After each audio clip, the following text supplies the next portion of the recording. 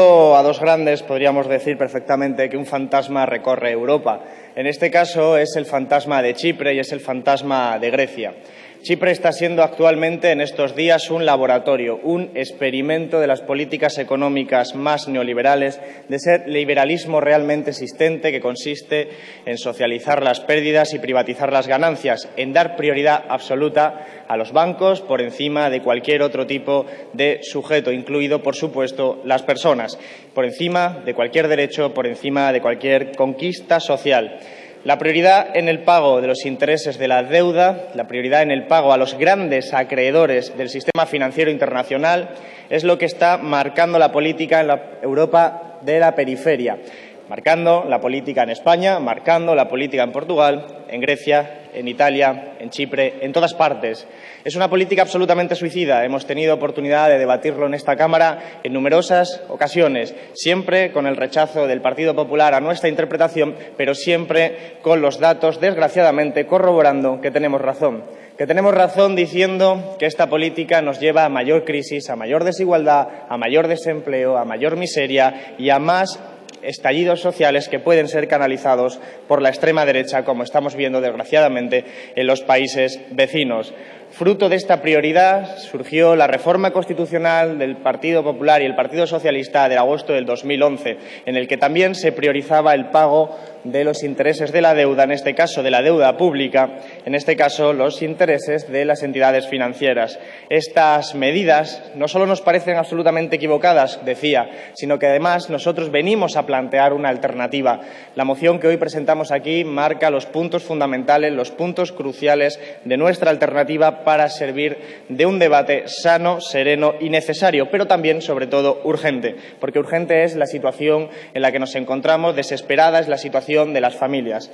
Y hay que apoyar una cuestión que yo creo que es fundamental y que hemos tenido también oportunidad, y es el papel de la deuda pública. El papel de la deuda pública parece que no se entiende del todo bien, porque cuando nosotros decimos que es impagable, no solo lo decimos por una cuestión de tipo moral, de que no es nuestra deuda y nosotros no la pagamos, que evidentemente se trata también de una cuestión de tipo económico, es que económicamente es impagable la deuda pública, tanto en España como en Grecia, como en Italia, como en Chipre. Y esta constatación en la que llevó a una reestructuración de la deuda en Grecia, una reestructuración dirigida, en este caso, por las instituciones supranacionales. Así que no hay de nada de lo que alertarse cuando decimos que realmente no se puede priorizar el pago de la deuda pública por encima de cualquier otro tipo de pago, de gasto social. Porque además esto es fruto de no entender que el sistema financiero es parasitario, que gravita sobre la estructura productiva y que, por lo tanto, priorizar todos los pagos al sistema financiero lo único que conduce es a echar dinero en un agujero negro que carcome todos los recursos y que va destrozando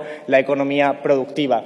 No sirve de nada si no hay una economía productiva, si no hay una economía real. Y nosotros proponemos recuperar esa economía productiva, recuperar esa economía de las personas, de las pequeñas y medianas empresas, en vez de seguir sirviendo al lobby de las entidades financieras, en vez de seguir siendo el consejo de administración de los grandes bancos especulativos internacionales, como son los gobiernos actualmente de la periferia europea, incluido el Gobierno de España.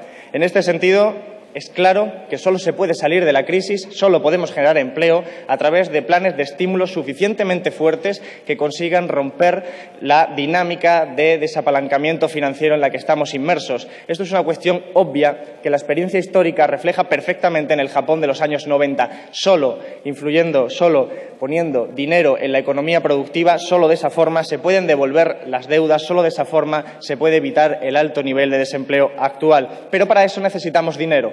Y para tener dinero necesitamos una reforma fiscal altamente progresiva y no esas reformas fiscales que hace este Gobierno en complacencia con las instituciones supranacionales que permiten, toleran y promueven los paraísos fiscales, que permiten, toleran y promueven instrumentos que sirven para evadir impuestos, para eludir impuestos y que permiten que el estado del bienestar, los servicios públicos fundamentales de los que nos beneficiamos como sociedad, sean cada vez de peor calidad y de peor estatus. En este sentido, además, es obvio que hay que hablar del Banco Central Europeo.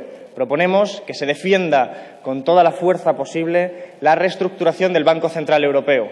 Necesitamos tener una política monetaria al servicio de la economía productiva, al servicio de las personas y no al servicio de los grandes bancos, que es actualmente lo que hace el Banco Central Europeo. En este sentido, necesitamos que se financie la economía productiva, los planes de estímulo y necesitamos esa política monetaria por parte del Banco Central Europeo, que cuando acudió a esta Cámara, a este Congreso, todos recordamos su comisión clandestina, su comparecencia infame en ese sentido, en esas formas y, sobre todo, lo peor de todo, que recomendaba la reforma laboral, esa reforma laboral que nosotros pedimos derogar, porque no es una reforma laboral para crear empleo. Sin embargo, sí es una reforma laboral que está funcionando. Es una reforma que está funcionando porque su objetivo real, el que se explicita por los organismos internacionales, incluido el Banco de España, es reducir los salarios. Ese es el objetivo real del Banco de España, ese es el objetivo real del Gobierno de España.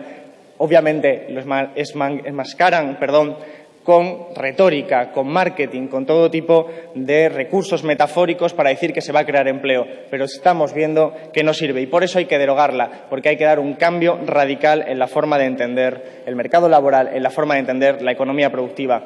No somos solo no competitivos por una cuestión de tecnología, somos también no competitivos por una cuestión de estructura productiva. Si no se entiende esto, no podemos construir ninguna Unión Europea sólida. Si no se entiende que Alemania tiene una estructura productiva muy diferente y mucho más tecnológica y mejor desarrollada que nosotros, si no se entiende que la salida no es no bajar salarios, si no se entiende que la salida tiene que ser redistribuir la renta, la riqueza y cambiar el modelo productivo, entonces, desde luego, seguiremos esta senda totalmente absurda de suicidio económico, como insistía antes. Por eso, nuestra moción tiene una serie de puntos amplios que vamos a pedir que se voten por separado para que pueda servir para un debate sereno sobre cuestiones fundamentales y, como decía antes, urgentes y necesarias. Muchas gracias. Gracias, señor Garzón. Para esta moción